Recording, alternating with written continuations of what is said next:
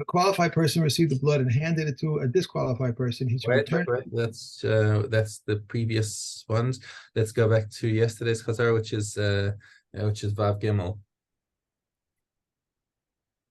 Oh, I'm sorry. I did another one.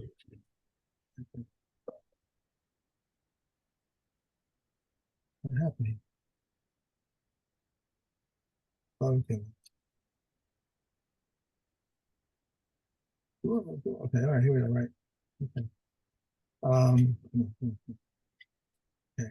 All who ascend the altar ascend toward the right, go around the altar and descend toward the left, except for the one who ascends for these three things, who would ascend and retrace their steps. How was the service of the bird's katas performed? He would perform the lika on its head opposite the back of the skull, without separating, and he would sprinkle its blood upon the wall of the altar. The remainder of the blood would drain upon the base. The altar receives only its blood, while all of it goes to the kohanim. How was the bird olive offered? He ascended the ramp, turned to the surrounding edge, and arrived at the southeast corner. He would perform malika on his head opposite the back of its skull, and separate and drain its blood upon the altar wall. He would then take the head and bring its incision up against the altar, saturate it with salt, and throw it upon the fires. He would then come to the body and remove the crop, and the feathers and the entrails which were attached to it, and throw them to the place of the ashes. It would then rend but not separate it. However, if he separated it, it is valid. He would then saturate it with salt and throw it upon the fires. Okay, so just a little subtle difference between the bird ola and the chatas is that the nature of the draining. Right, when you've got the chatas, which is being sprinkled on the base of the mizbeach, it's called sprinkling. It's called zrika, right? Much like you have with blood. But when you have the ola, which is on the top of the mizbeach, he's turning it downwards, and it's called and he drains the blood downwards onto the mizbeach, and that is a different verb, which is called what's the word they used here? Mematzeh. You squeeze it out. Mematzeh. It's mitzoi hadam, as opposed to zrikat hadam. It's mitzoi hadam, because he's squeezing it out downwards. It's not a sprinkling. He's just squeezing it out. Okay. So that's going to be significant in the coming Mishnahs. Okay, so Mishnah Vav lo hesir lo esamura v'lo esanotza. So we're talking about the ola here. If he failed to remove the mura is the crop here, v'esanotza, or the feathers, v'lo es b'nei ha'me'ayim hayotzin ima, or the entrails that come out of it, lo sefago b'melach, or he failed to douse it in salt. Anything that happens, any of the activities that happen after the blood has been drained, those are just lemitzvah. They're not ma'akev. It's only things that happen before the blood that can cause any psul in the bird. Once the blood has been drained, everything else is just add-ons, and it's still kosher afterwards. Hivdil b'chatas.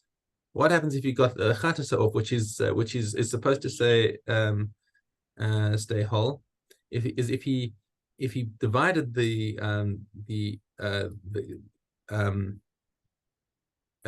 if he did the chatas is supposed to stay whole, and the ola is supposed to have the head removed. So if he divided the chatas, or he failed to divide the ola, this is pasul. Okay. Now that's interesting, because if he says imhiv dil kasher in the previous one, in the it's a different. Sorry, I beg your pardon. He's in the previous Mishnah. It says he's supposed to split it open, but not divide it. But if he did divide it, it's okay. But if loiv dil beola. So the commentary says here, ola sa'of lohiv dil rosh min aguf. Okay, in other words, what that's referring to is if he only separated, if he only did malika on one siman. Remember, you've got the windpipe and the food pipe.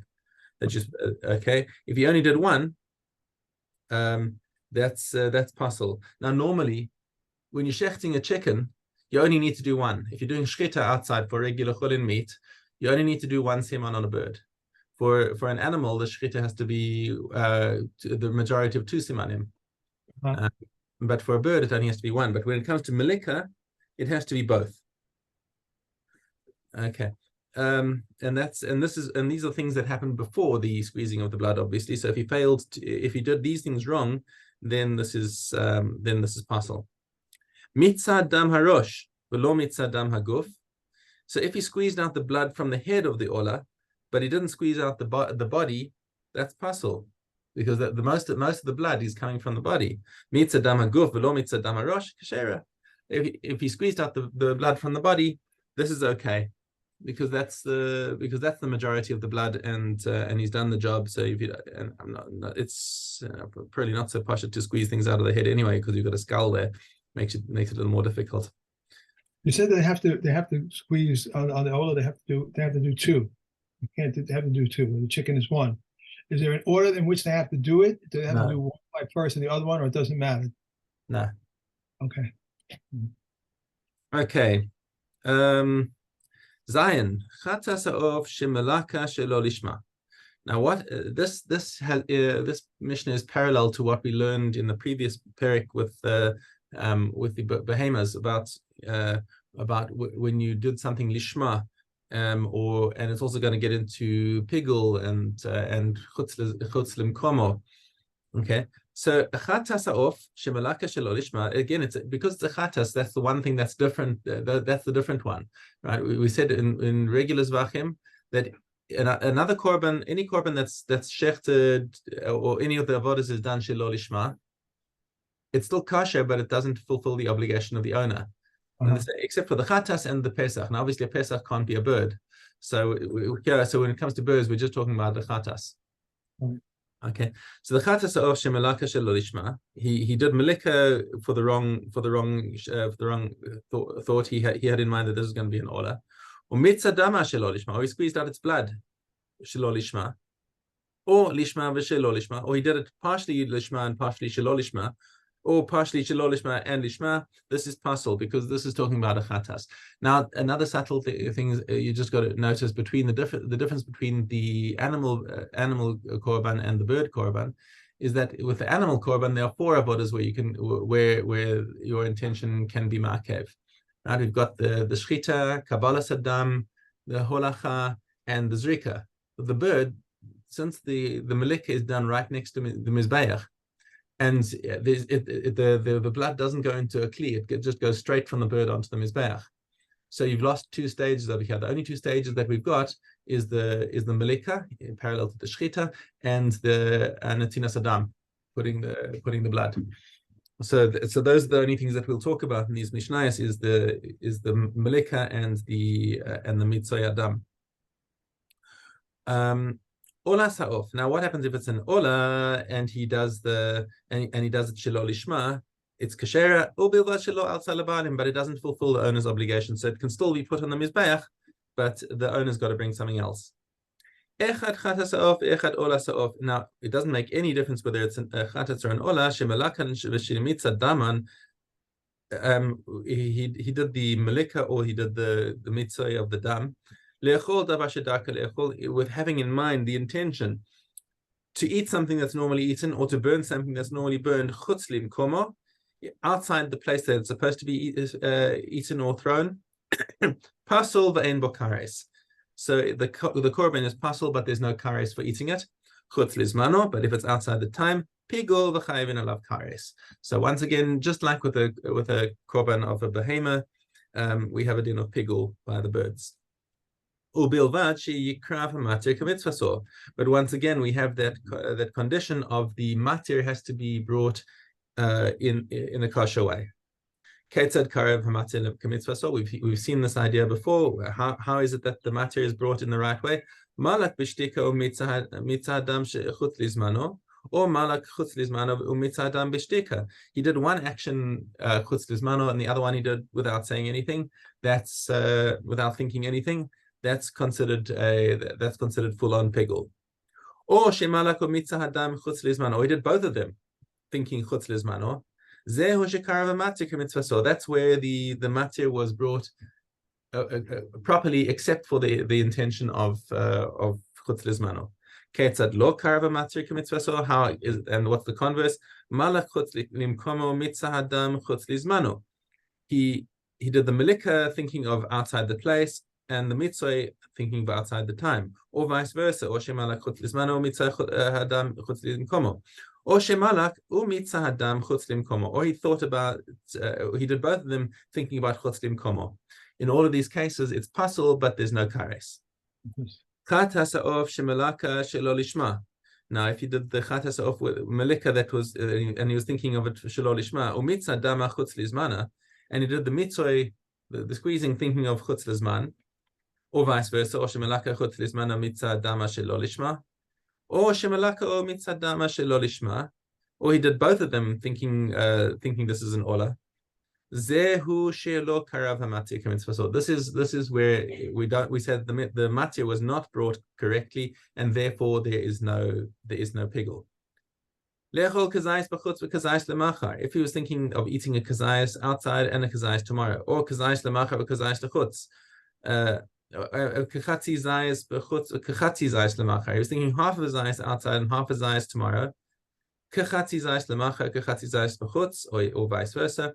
Parcel b'en v'karetz. Even so, there's a kazayis involved in eating, and therefore it is parcel, but you don't have. But because there is chutz lizmano, the chutz limkomo involved, there's no kares. Again, Rabbi Yehuda comes and says, just like he does with animal korbanos, zehaklal, he has your general rule. Im machsheves hazman kadma le machsheves hamakom pigul v'chayvin alav kares. He says it all goes by the first thing. If the first psul was a pigul psul, that was chutz lizmano, then it doesn't change from that. It doesn't become more makil just because he now has another thought of chutz limkomo. Then he agrees that if the first one was the chutz limkomo, then then there's no kares. They say no. Both cases, it is possible to remove a din of pigul from something by having a machshava of chutz limkomo. If you're thinking of eating a half a zayis and burning a half a zayis outside the place, outside the zman, kasher, it doesn't make any difference. We don't join the two chatzi zayisim together because haktara and achila are different actions. All right. Perek Zayin. Now, what happens if he takes a chat off and he does all the avoda below the line? Well, that's exactly what he's supposed to do. The chat off goes below the on the bottom of the altar. So everything is done correctly. Kashera. Now, why does the Mishnah have to teach us that? It doesn't. It doesn't have to teach us this. It is obvious, but the reason why it's done here is because it keeps up the pattern of the other cases that we're going to see in the Mishnah. So the first case that it says is the lechatchila case. This is how it's meant to be done, and that's kasher. Kamase chatas l'shem ola. If he does it like a chatas, in other words, he does everything below the line, but he's thinking of an ola, or kamase ola l'shem chatas, or he's doing it above the line, he's doing it on top of the mizbech, but he's thinking, oh, this is a chatas, and this is how you're supposed to do a chatas, or kamase ola l'shem ola. Or if he does everything like an ola because he thinks the whole thing really is a taka and ola, the whole thing is pasul. And if he did the whole thing above the line, in other words, so what does that mean? That means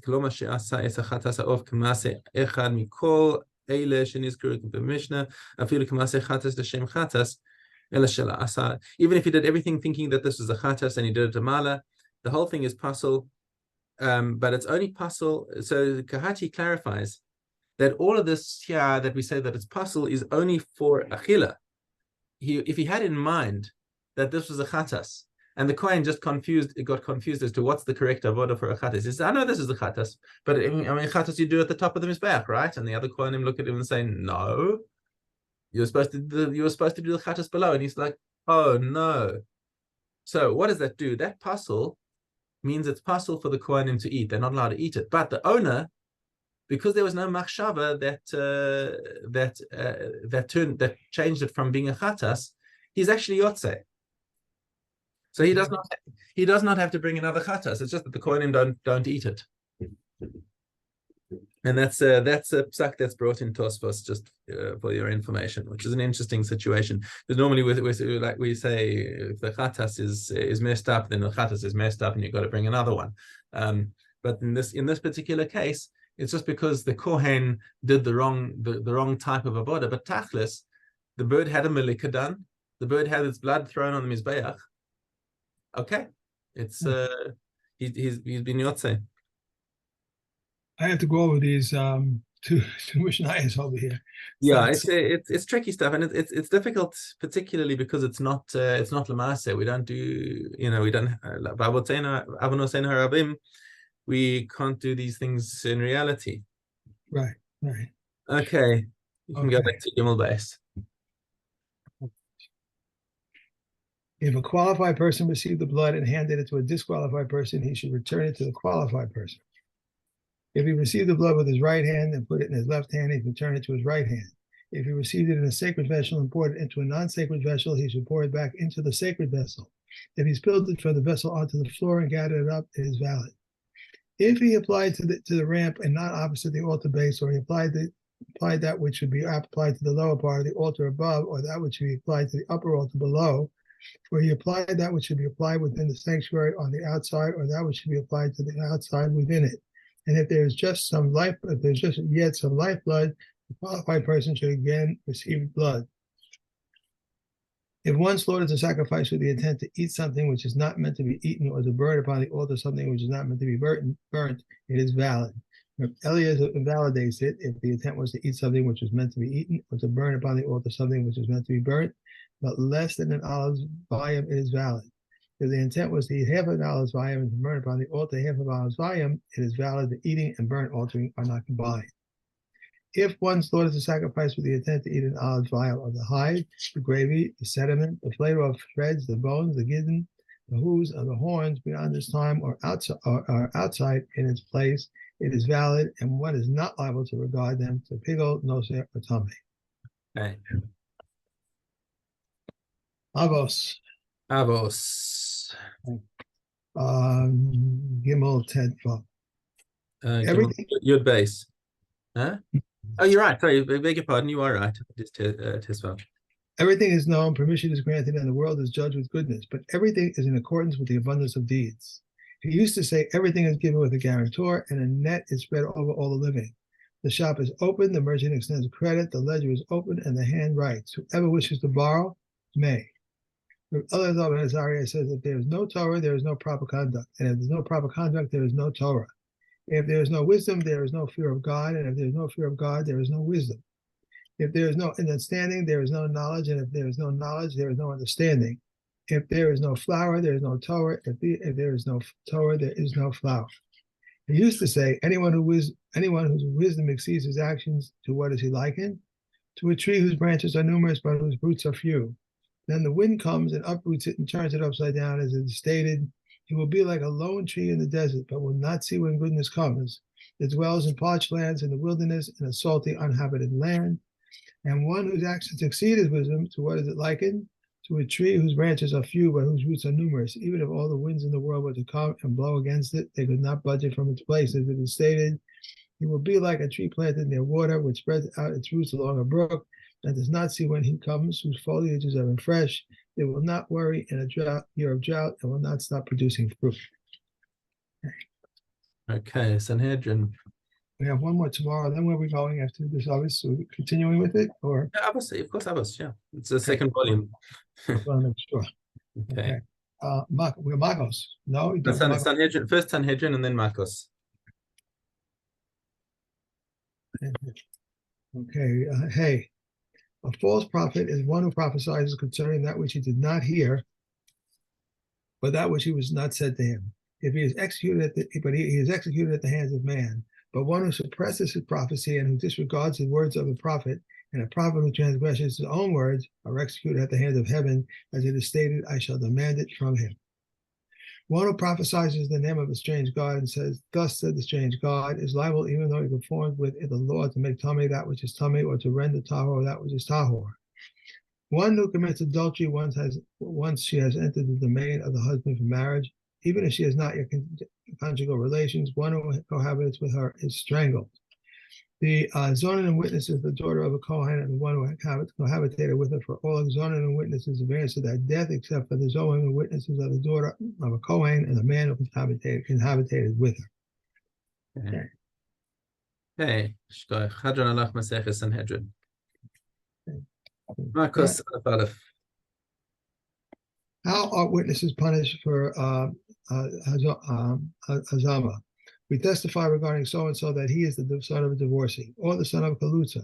We do not say that this one should be made like the son of a divorcee or the son of a kalutza. Instead, rather, he is flogged 40 lashes. We testify against so-and-so that he is liable to exile. We do not say that this one should be exiled, and instead, rather, he is flogged 40 lashes. We testify against so-and-so that he's divorced his wife and they did not give her the ketubah. Now, either today or tomorrow, he may have to give her the ketubah. We therefore assess how much a person would want to give her this woman's ketubah on the chance that she might become widowed or divorced, and that if she dies, her husband will inherit her. We testify against so-and-so that he owes another 1,000 zuz to be paid between now and 30 days, and he says between now and 10 years, we assess how much a person would give to that 1,000 zuz should be in his possession, and instead of having to repay them with 30 days, to have up to 10 years to repay them. Okay.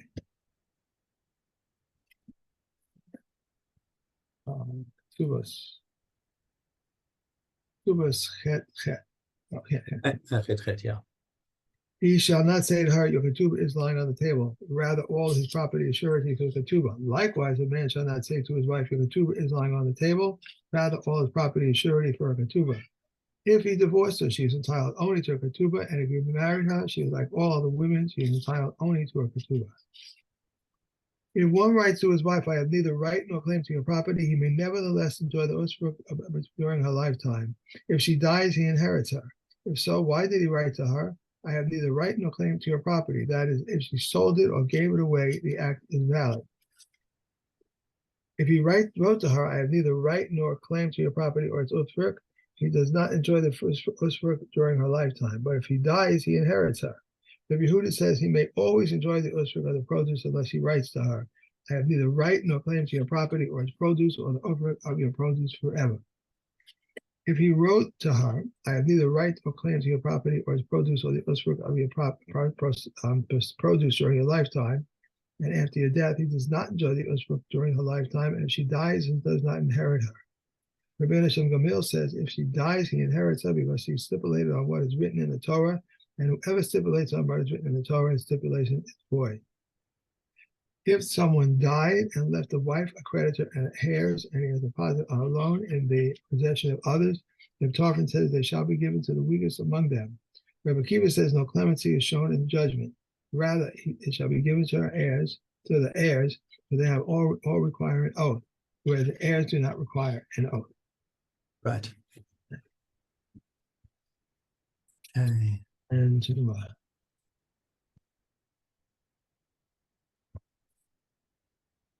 yeah. If one, it's we're on Trumas Ches, right? Yud Aleph Ches, yes. Okay, right. If one pours from one jar to another and allows 3 drops to drip, he may put it into chulin. If he inclined it and drained it, is truma. And how much truma may the need there be to require him to take it to the priest? 1/8 of an eighth. Vetches of truma may be fed to cattle, of domestic animals, and fowls. And if a priest hired a cow from a priest, he may feed it with vetches of truma. If a priest hired a cow from a non-priest, though he is responsible for its food, he may not feed it with truma vetches. A non-priest who receives an appraised cow from a priest may not feed it with truma vetches, but a priest who receives an appraised cow from a non-priest may feed it with vetches of truma. One may kindle Shem and Sephra, Serifa, in the synagogue, houses of study, and dark alleys, and for the sick, with the permission of the priest.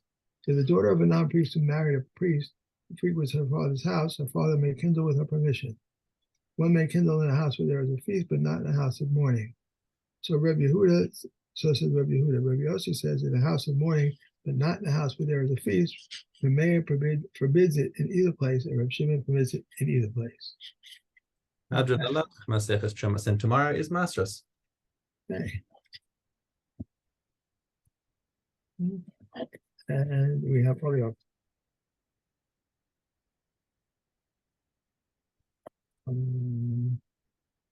Yud Dalet Aleph. A cis type ledge conveys truma even if its width is minimal, whereas Gizra and Gavlis type ledges convey truma only if they are a handbreadth wide. What is a cis type ledge? A ledge whose face extends downward. And what is a Gizra type ledge? One whose face extends upward. When does a cis type ledge convey truma even if its width is minimal? When the ledge is 3 rows of stones, which is 12 handbreadths above the doorway. If the ledge is higher, it spreads truma only if it is a handbreadth wide. Ornamental archways and awnings spread the truma if they are a handbreadth wide. As this type ledge on top of a doorway spreads truma if it is a handbreadth wide. If it is on top of a 2-finger breadth window or on the gimlet window, it has no minimum size. The Rebbe Yossi says it may be equal in size. A broad that is on top of a doorway, even if it is 100 cubits high, spreads truma no matter how narrow it is. These are the words of Red Yeshua. The Yochanan Ben Dori says, do not treat this any stricter than a ledge. Okay, that's it.